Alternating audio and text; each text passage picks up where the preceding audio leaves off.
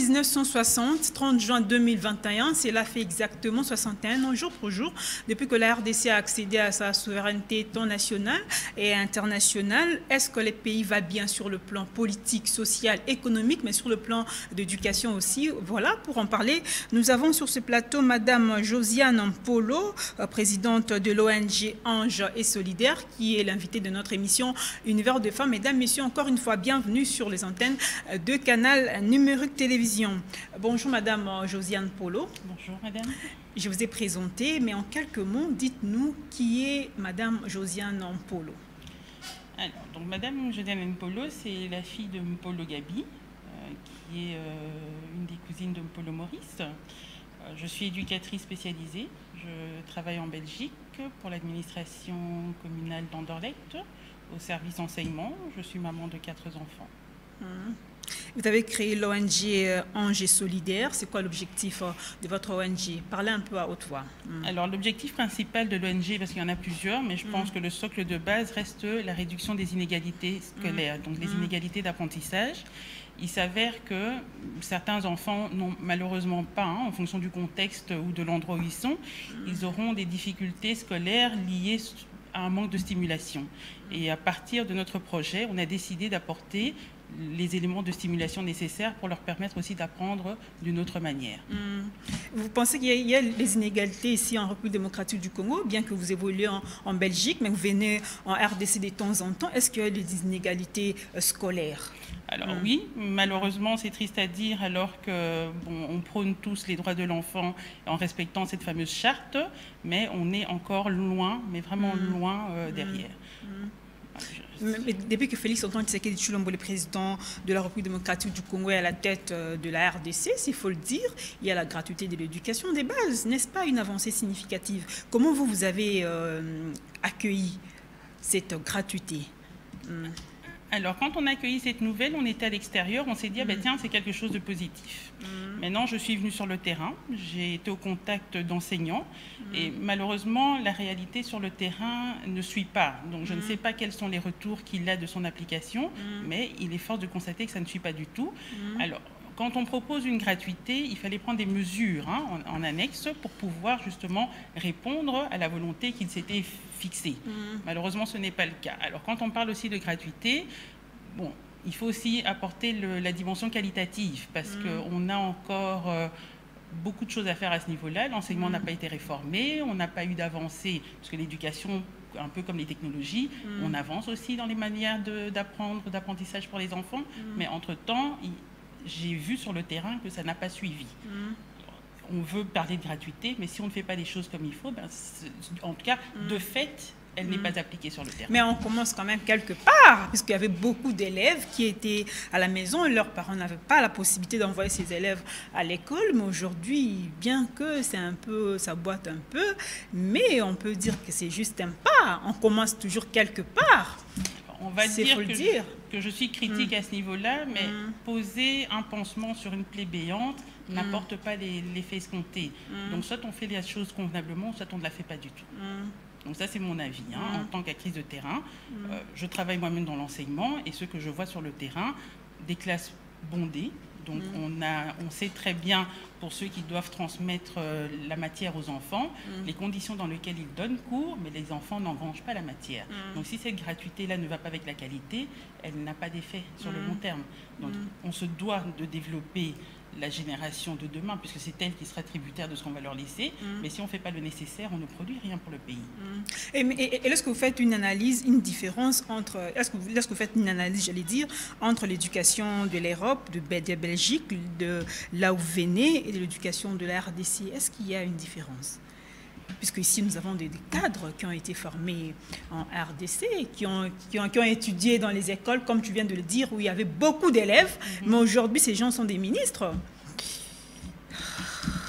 Je vais peut-être dire des choses qui ne font pas plaire. Alors, oui, mais justement, on se retrouve avec les travers derrière. Puisque dans l'application, alors avoir un papier, c'est bien, j'ai envie de dire, un diplôme, c'est fait, mais ça ne dit pas que on sait appliquer le rendement de ce qu'on a eu. Et c'est là où se pose le problème. Engranger de la matière et répéter des choses comme des perroquets, personnellement, ça n'a jamais apporté quelque chose de positif pour un pays. Donc pour moi, au niveau du rendement, non, il y a quelque chose qui ne va pas. Et qu'est-ce que vous allez proposer? Alors là, je vais parler au nom de l'association. Alors, ce que nous, on essaie de proposer par le travail qu'on fait, comme je dis, c'est vraiment résorber les inégalités d'apprentissage. Il faut savoir que si je prends un enfant qui baigne dans un milieu dit aisé et un enfant qui n'est pas dans les conditions nécessaires, où voilà, il y aura un manque de stimulation, qui n'aura pas l'occasion d'être confronté à une situation où il sera en échange. Donc je parle au niveau de la lecture, au niveau, moi j'utilise beaucoup le jeu, donc on s'est spécialisé là-dedans. Donc le jeu développe des aptitudes chez l'enfant. Alors il interagit avec du matériel, il interagit avec d'autres personnes, il interagit avec des pairs au travers d'activités autres. Et ces activités-là vont lui permettre maintenant de travailler différentes compétences. Donc on parle des compétences intellectuelles. Donc ici j'avais apporté un petit jeu de cartes.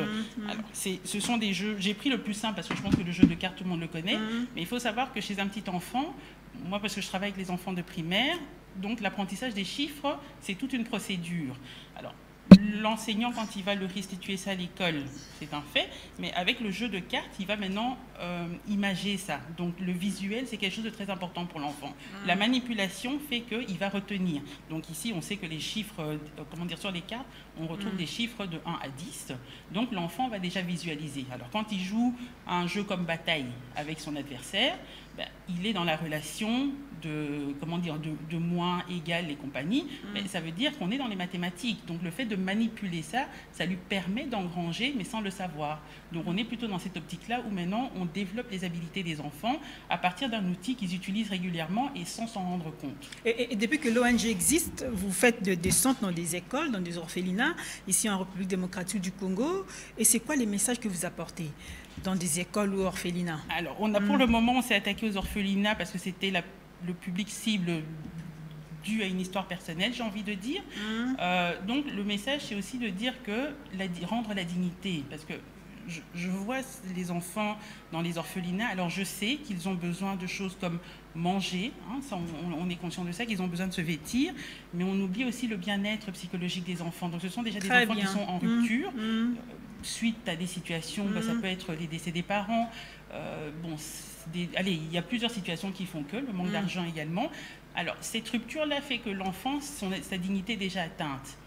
Et on ne s'occupe que de la partie des besoins, j'ai envie de dire, physiologiques. Mais on sait très bien que si on reprend la définition de l'OMS concernant ce que c'est qu'une bonne santé, ça reprend l'aspect... La santé mentale aussi. Voilà, et ça, c'est la partie qu'on oublie le plus. Alors, à partir de ce qu'on est en train de faire, on essaye un peu de résorber tout ça, parce qu'avec le jeu, ça permet déjà à l'enfant d'apprendre dans des conditions optimales, donc il est à son aise, et ça lui permet aussi de verbaliser. Et puis, à partir du comportement qu'on décèle chez l'enfant, on sait voir quand il y a des problèmes ou pas, rien qu'à partir du jeu. Donc, dans sa manière de jouer, dans son approche, ça nous sert au fait d'analyse de travail.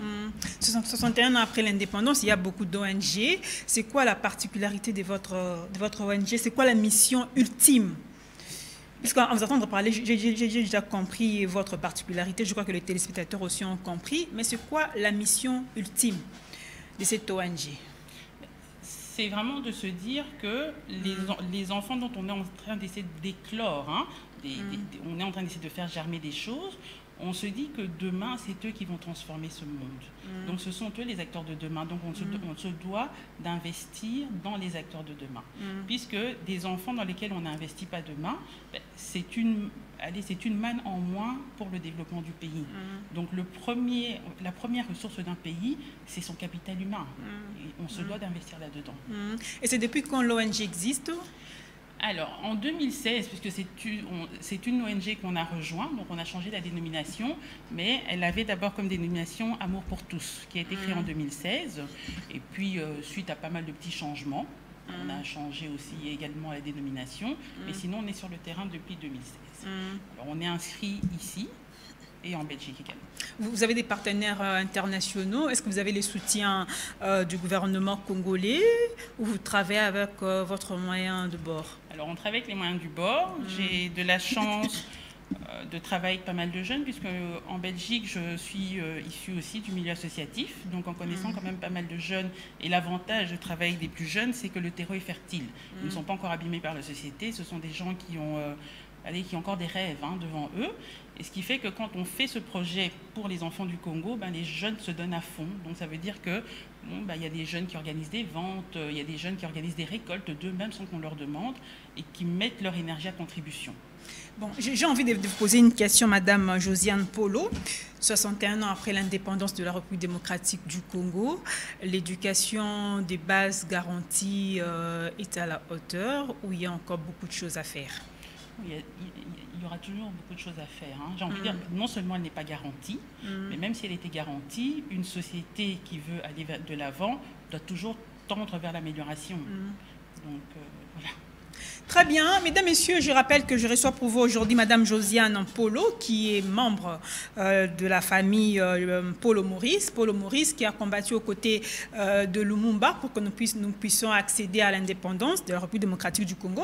À présent, je vous invite, j'allais dire, à suivre l'extrait du président de la République, Félix Antoine Tshisekedi Tshilombo, sur les 61 ans de l'indépendance de la RDC. Suivez et on s'y retrouve tout juste après. 30 juin 1960, 30 juin 2021, 61 ans jour pour jour, depuis l'accession de la République démocratique du Congo à sa souveraineté nationale et internationale. Le chef de l'État, dans un discours adressé à la nation, a salué les combats menés par les pères de l'indépendance, la RDC, à l'instar de Patrice Emery Lumumba. Félix Antoine Tshisekedi a également relevé le caractère exceptionnel de ce 61e anniversaire d'indépendance qui a contraint la RDC à commémorer cette date dans la méditation. En ce jour hautement historique et mémorable, je voudrais rappeler à la mémoire de tous que ce 30 juin 2021 est exceptionnel car il ne sera pas, comme à l'accoutumée, fêté avec faste, mais plutôt dans la méditation. Comme vous le savez, notre pays fait face à une résurgence surprenante de la maladie à coronavirus, une troisième vague de contamination qui nous a poussé à prendre, il y a de cela 2 semaines, des décisions difficiles et de renforcer les mesures restrictives pour ralentir, à défaut d'endiguer, la propagation du virus au sein de nos populations. Outre la pandémie de Covid-19, les impératifs sécuritaires caractérisés notamment par l'insécurité récurrente observée dans la partie est de notre territoire national où sévissent depuis plus d'une vingtaine d'années des forces négatives et terroristes qui sèment la terreur, la mort et la désolation, nous conduisent également à faire preuve de tempérance en ce jour glorieux du 30 juin. Comme si cela ne suffisait pas, l'éruption inattendue du volcan Nyiragongo, véritable tragédie, est venue s'ajouter aux malheurs déjà existants, jetant sur les routes des centaines de milliers de nos compatriotes qui échappaient aux laves. Au regard de cette suite d'événements malheureux que je viens d'énumérer, je tiens à exprimer en votre nom à tous mes condoléances les plus attristées à toutes les familles éprouvées, aussi bien par le fait de la pandémie, par l'insécurité persistante observée dans la partie est de notre République, que par cette catastrophe naturelle. Quelques actions ont été menées par le président de la République depuis son discours du 30 juin 2020 en vue du développement de la RDC, ce en dépit du contexte sanitaire et économique difficile. Le président de la République a relevé les actions menées sur le plan de la politique intérieure et de la sécurité qui a conduit à l'état de siège instauré dans le Nord Kivu et dans l'Ituri. Félix Antoine Tshisekedi a également compté des actifs sur le plan économique et social. Sur le plan économique et social, l'environnement économique récent est marqué par une stabilité du cadre macroéconomique après une période de crise consécutive aux effets de la Covid-19. Le pays va enregistrer une croissance économique positive de 4,9% contre 1,7% en 2020 et 4,4% une année auparavant. Cette croissance est essentiellement portée par le secteur minier. Sur le plan monétaire, il a été enregistré une forte augmentation de crédit ainsi qu'une forte accumulation des réserves de change à fin juin 2021, en dépit de la crise induite par la Covid-19. En effet, le niveau de réserve est passé de 879,5 millions de dollars à fin décembre 2018 à 1,2 milliard de dollars américains à fin juin 2021. Il a été également enregistré une forte mobilisation de recettes de 2019 à 2021, et ce en dépit d'un environnement économique difficile. Cette prouesse a été rendue possible grâce au travail des régies financières avec l'accompagnement de l'Inspection générale des finances. Notons que c'est à partir de la ville de Goma, dans le Nord Kivu, que le chef de l'État a adressé son message à la nation congolaise à l'occasion. Et voilà, mesdames, messieurs, nous sommes de retour sur ce plateau. Vous avez suivi les discours du chef de l'État, Félix-Antoine Tshisekedi Tshilombo, en marge du 61e anniversaire de l'indépendance de la République démocratique du Congo. Et je vous rappelle que je reçois sur ce plateau Josiane Polo, qui est membre de la famille de Paul Maurice. Paul Maurice qui a combattu aux côtés de Lumumba pour que nous puissions accéder à l'indépendance de la République démocratique du Congo. Madame Josiane Polo, c'est bien, nous avons suivi les discours du chef de l'État. Il a parlé du social, de l'économie, de la politique, de l'éducation de la République démocratique du Congo. Mais vous, quelle lecture faites-vous de la femme congolaise 61 ans après l'indépendance? Alors, ce qui est comique quand vous posez cette question, donc au mois de février de cette année, en Belgique, on avait organisé ce qu'on appelle le parcours des martyrs. Donc c'est un peu des visites décoloniales qu'on organise avec les jeunes là-bas sur place, où on a revisité un peu les endroits où étaient passés nos pères pendant la table ronde. Et en parlant avec les jeunes, puisqu'on a un peu refait l'histoire, on s'était rendu compte qu'à cette époque, il y avait moins de 10% de filles qui allaient à l'école. Et la seule diplômée à un plus haut niveau, c'était Sophie Kanza. Oui, Sophie Kanza, oui. Qui a pu être ministre après en 66. Alors, quand on part de ce constat-là, où on a moins de 10% et que, on va dire, le plus haut gradé, à l'époque, quand j'ai parlé avec les jeunes, c'était Janine Mabunda. Oui. Bon, il n'y a pas eu vraiment d'évolution, si on prend ça comme ça. Et on se rendra compte que cette manière de faire, puisqu'à l'époque, quand on voulait former les femmes, c'était plutôt pour être des femmes de maison. C'était des femmes de ménage, voilà, tout. Je me souviens encore de ma grand-mère, quand elle parlait, elle me disait j'avais fait ménagère. Alors, elles étaient bonnes que pour la maison, et même les emplois de l'époque n'étaient pas donnés aux femmes, c'était plutôt donné aux hommes, tout ce qui était les emplois salariés. Mais ça a conditionné aussi notre manière de voir les choses, à nous les femmes, dans la population congolaise. Et ça a été aussi un frein à l'accessibilité des femmes, on va dire, aux sphères de décision. Alors, malheureusement, la progression est là, mais notre historique, la jeunesse de nos débuts, a eu un frein sur notre progrès à nous, pour le développement, on va dire, de la condition féminine. Il faut le dire aussi, nous avons un gouvernement de l'Union sacrée, un gouvernement qui a à son sein 27% de femmes, bien que la Constitution consacre 30% aux femmes, mais il y a quand même 27%. N'est-ce pas une avancée significative, Madame Josiane Polo? J'ai envie de dire oui, mais ça serait vraiment un peu hypocrite de ma part de l'affirmer comme ça, parce que si on nous résume à un quota, on ne nous donne pas notre valeur au niveau qualitatif. Mais c'est plus que la femme doit s'y battre elle-même, c'est pas un cadeau, elle doit s'y battre. La méritocratie, on l'a toujours dit. La question que je vais poser, est-ce que quand on a quelqu'un au-dessus de soi, est-ce que la personne aura tendance à laisser sa place? Pas facilement. Donc oui, le combat se fait, il continuera de se faire. Et d'ailleurs, on remercie les pionnières, puisqu'aujourd'hui, si on a pu accéder à certaines choses, c'est parce que d'autres l'ont fait avant nous, et on continuera. Mais je pars aussi du principe, on est quand même dans une société assez ouverte aujourd'hui. On a quand même des hommes qui sont confrontés et qui voient aussi d'autres choses. Donc je me demande, mais qu'est-ce qu'ils voient quand ils vont de l'autre côté? Puisqu'on devrait avoir ce retour, ces échanges qu'ils ont de l'autre côté, devraient avoir des répercussions ici. Alors je trouve ça dommageable qu'on se dise que oui, on a fait un progrès quand il est minime. Mais c'est vrai que le progrès, il est là. Autant minime qu'il est, il est là, donc on se doit de l'accepter. Vous croyez à la parité homme-femme un jour en RDC? J'ose espérer, puisque chaque fois quand on parle à des élèves, puisque je travaille dans l'enseignement de l'autre côté, l'idée c'est quand même que nos filles aient la tête relevée. Donc pour qu'elles aient la tête relevée, c'est que moi je crois à cette parité-là. Très bien. Il y a une citation ici que je vais lire. Une citation de Paul Maurice qui dit « Si donc vous apprenez ma mort, sachez que nous ne serons réellement morts que quand notre heure viendra, lorsque notre action sera accomplie. » 61 ans après l'indépendance, Paul Maurice est content. là où il est dans la tombe, puisqu'en Afrique, on a toujours dit que les morts ne sont pas morts. Lorsqu'il est en train de voir la République démocratique du Congo sur le plan de l'éducation, puisque vous évoluez dans l'éducation, sur la condition féminine, sur les inégalités, est-ce que c'est Paul Maurice, Lumumba et consorts sont contents 61 ans après l'indépendance? Non, je pense que si j'étais eux, je ne serais pas fière du tout de ce que nous, ceux qui sont venus par derrière, nous avons fait. Donc c'est un gâchis. Ils avaient ouvert une brèche pour nous faciliter la tâche.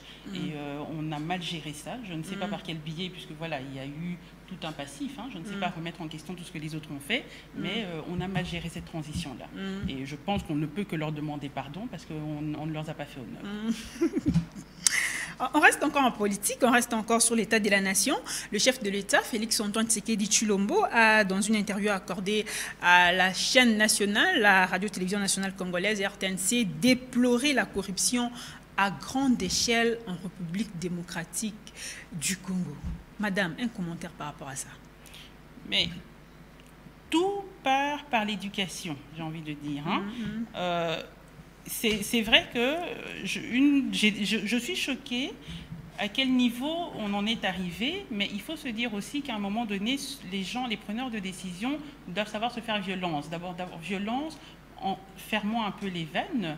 Et puis, bon, il faut savoir qu'aujourd'hui, la corruption est là aussi, mais parce que c'est le seul moyen que certaines personnes ont trouvé pour assouvir leurs besoins. Parce que c'est à tous les échelons. On parle de ceux d'en haut, mais il faut savoir que même en bas, on en arrive à un système où truc et tout. Mais les gens d'en haut doivent se faire violence. Tant qu'eux ne se font pas violence et n'appliquent pas, parce que j'ai envie de dire, les lois sont là. Mais comment ça se fait que, malgré la loi, les gens ne la respectent pas et puis on n'applique pas cette loi-là, puisqu'on sait que quand une personne vole, on est censé prendre les mesures qui se doivent. Mais on a des gens qui paradent. Il y a quelque chose qui ne va pas. Donc à un moment donné, nos politiciens doivent se faire violence. Et j'ai aussi envie de dire, même la population doit se faire violence, puisque qui met ces gens au pouvoir? C'est nous. Mais une certaine catégorie de Congolais pense que s'il y a la corruption, c'est puisque rien ne marche. Les travailleurs n'ont pas un salaire décent.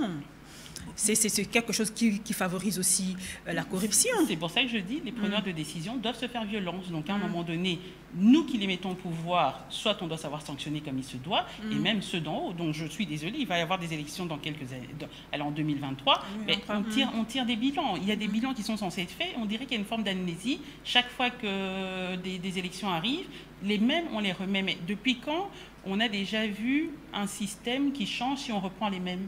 Ça n'a jamais fonctionné comme ça. Donc, on doit changer vraiment les systèmes. Je suis désolée, radicalement. Et limite, j'ai envie de dire, bon, on a toujours mis un peu les femmes de côté, mettons peut-être un peu en avant, voir un peu ce qu'elles vont faire, puisqu'on a mis les hommes au pouvoir pendant des années, et le résultat est là, rien de bon. Laisser un peu la chance aux autres, qu'on change un peu les visages politiques. Oui, il y a des efforts qui ont été faits, maintenant on me dira, mais qu'on change drastiquement, pas de manière avec parcimonie, qu'on le change drastiquement. Et pour nouer les deux bouts du mois, c'est un casse-tête, à Kinshasa. Vous avez aussi constaté ça, oui, depuis que vous êtes ici? Mais tout le temps, mais depuis que je suis petite, chaque fois que je viens ici, ça a toujours été la même rengaine. Mais j'ai envie de dire, si au niveau politique, au niveau institutionnel, ça ne suit pas, mais automatiquement, ça se ressent sur le terrain. Donc l'un ne va pas sans l'autre. Quels sont les projets d'avenir de Madame Josiane Polo, M. Chiton? Alors, là, généralement, quand on fait les activités, on va dans les orphelinats. Puisque, voilà, on s'était dit que c'était le public qui était le moins stimulé. Donc, je reviens toujours au développement, l'apprentissage des enfants. Donc, comme c'est quand même ceux qui sont le moins stimulés parce qu'ils ne sont pas dans leur cadre familial, j'ai envie de dire, l'enfant qui a son parent, même si maman ne joue pas tout le temps avec ou papa, mais au moins il y aura des échanges, il y a des frères, il y a des sœurs. Dans les orphelinats, il y a moins de stimulation à ce niveau-là. Et on s'était dit, pour voir plus large, puisque finalement on ne pourra travailler qu'avec quelques orphelinats, c'était de pouvoir travailler avec les écoles. Parce qu'à partir des écoles, on peut encore cibler plus d'enfants qui sont dans des conditions dites précaires ou des orphelins qu'on ne pourrait pas toucher en temps normal. Donc l'idée, c'est de pouvoir vraiment cibler les écoles. Et dans l'avenir, vous ne pensez pas aussi recenser les enfants de la rue pour le ramener dans les orphelinats? Est-ce que vous avez aussi votre orphelinat à vous? Non, alors j'avoue que je n'ai pas d'orphelinat parce que, allez, on va dire, les moyens pour le moment ne me le permettent pas. Donc j'ai fait ce qui était accessible à notre portée et qui avait réellement un impact sur du long terme. Parce que l'idée, c'est de se dire que quand on fait une action, même si je ne suis pas là demain ou qu'un membre n'est pas là, comme je dis, une fois qu'on apprend à un enfant tel jeu, cet enfant manipule ce jeu convenablement et à la limite, quand on n'est pas là, un autre orphelin vient, il sait lui apprendre le jeu. Donc le jeu contribue aussi à l'éducation de l'enfant. Oui, tout à fait. Oui. Mais le jeu est la manière dont l'enfant apprend. Il faut savoir que l'enfant utilise 20% de son temps à jouer. Donc l'idée, c'est de l'utiliser à bon escient. Parce que c'est vrai qu'il y a du jeu passif. Voilà, l'enfant est sous léthargie et il n'apprend pas grand-chose. Mais il y a aussi des jeux qui permettent de développer pas mal de choses. Et nous, on est dans cet apport-là. Donc on est dans les apports intellectuels, communicationnels, verbal, non-verbal et tout le datum qui va avec. Et on se dit, quand on a commencé ce projet, c'était de se dire, même si on n'est pas là, que les enfants puissent être autonomes. Parce que j'ai envie de dire, si j'apporte un sac de riz, ce qui est très bien, mais si demain je ne viens pas le déposer, le sac de riz ne l'aura pas. Tandis que le jeu, que je sois là ou que je ne sois pas là, l'enfant peut manipuler l'outil même quand je ne suis pas là. Et à la limite, bon, je dis souvent effet boule de neige parce que je vis en Belgique, donc mais on dit l'effet perlant quand c'est la pluie, l'enfant sait restituer ce qu'on lui a appris à ses pairs. Donc il n'a même pas besoin de notre présence après. Et donc ça a un effet contagion autour de lui. Et c'était de ce constat-là qu'on était parti pour proposer, on va dire, ces animations. Et que faites-vous pour cibler des ONG, des orphelinats ou encore les écoles qui vous apportez votre expertise, s'il faut le dire? Alors on est parti directement au contact de certains orphelinats. Donc là c'est facile puisque on a de la chance, on a été les seuls à proposer ce genre d'activité, donc on a été accueillis les bras ouverts. Et au niveau de l'enseignement, donc quand on a voulu viser les écoles publiques, il faut toute une procédure, donc elle est en cours. Alors donc vous travaillez qu'avec les écoles publiques, pas les écoles privées? J'ai préféré cibler cette catégorie-là, j'ai envie de dire, parce que je pars du principe, mais c'est même pas je ne dois pas parler en je, c'est nous partons du principe que ce sont les enfants, c'est pas la classe défavorisée, mais qui ont le moins accès aux choses. Donc j'ai voulu donner la dimension qualitative à ce qu'au président a dit la gratuité de l'État. Donc on avait voulu apporter cette dimension qualitative. Donc vous voulez apporter quelque chose à cette gratuité de l'éducation de base? Oui, si on peut contribuer de cette manière-là, oui.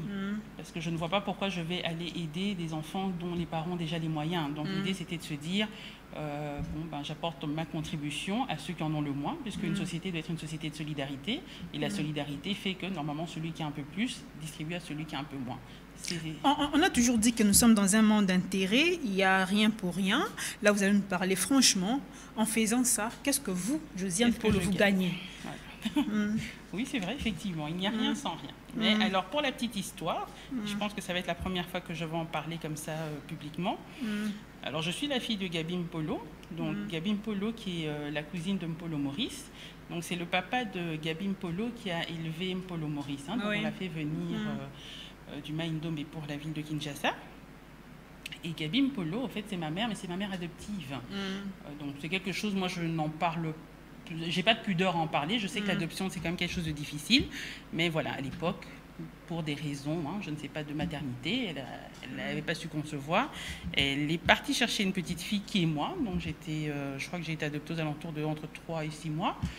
Et voilà, mon histoire personnelle fait que, et je pense que toute personne qui est orpheline confirmera ce que je vais dire en écoutant cette émission, qu'on a, on a cette sensation-là de devoir rendre aux autres. Donc, quand je vois des orphelins, j'ai l'impression d'avoir mes frères et mes sœurs. Alors, justement, je me dis, j'ai eu la chance d'évoluer dans un milieu plus que bien. C'est vraiment pas bien, c'est vraiment plus que bien.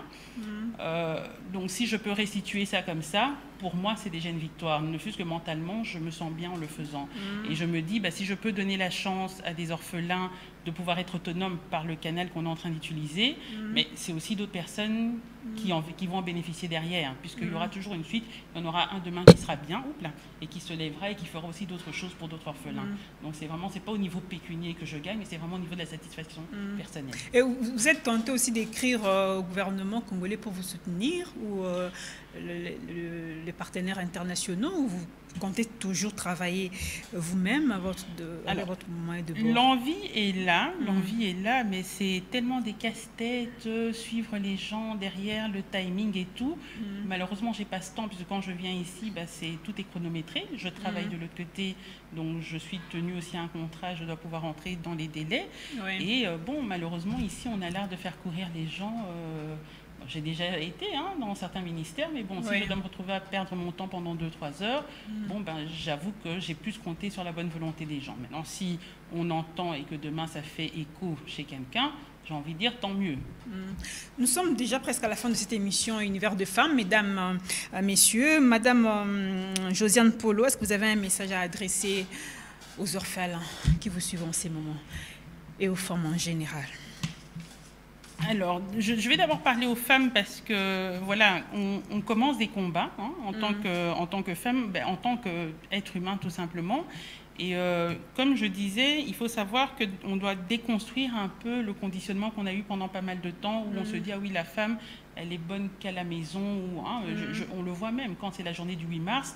Où on est censé avoir des moments de réflexion pour voir notre avancée. On est là par moment en train de s'amuser. Alors, il faut savoir que nous sommes les escaliers des autres demain. Alors, un escalier qui est cassé, ça ne permet pas aux autres d'avancer. Donc, quand on est une génération, on se doit d'être devant. On a eu une jeunesse pour s'amuser, donc à un moment donné, pour certaines, je pense qu'il est peut-être un peu temps de se lever et d'être un peu les escaliers de ceux qui arrivent par derrière. Alors, tant qu'aux orphelins, allez, parce que c'est même pas à eux que j'ai envie de m'adresser, ce sont des enfants. Les enfants sont tributaires de ce que les adultes feront. Donc, c'est plutôt aux adultes qui sont des preneurs de décision.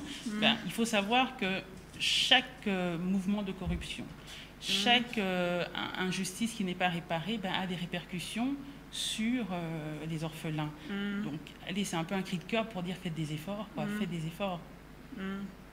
Très bien, mesdames, messieurs, c'est la fin de cette émission Univers de femmes. Vous avez suivi mon invité qui était Josiane Polo, présidente de l'ONG Ange et Solidaire, qui s'occupe de l'encadrement des orphelins, s'il faut le dire. Elle apporte aussi son appui dans les écoles pour une bonne éducation des enfants. 61 ans après l'indépendance, il y a la gratuité de l'éducation des bases. Mais il y a encore beaucoup de choses à faire, a relevé Madame Josiane Polo. C'est la fin de cette émission Univers de femmes. Femmes congolaises, vraiment travaillent pour le bien-être de tous, pour le développement de la République démocratique du Congo. Merci à vous de nous avoir suivis. On se retrouve très prochainement avec le même plaisir. Merci.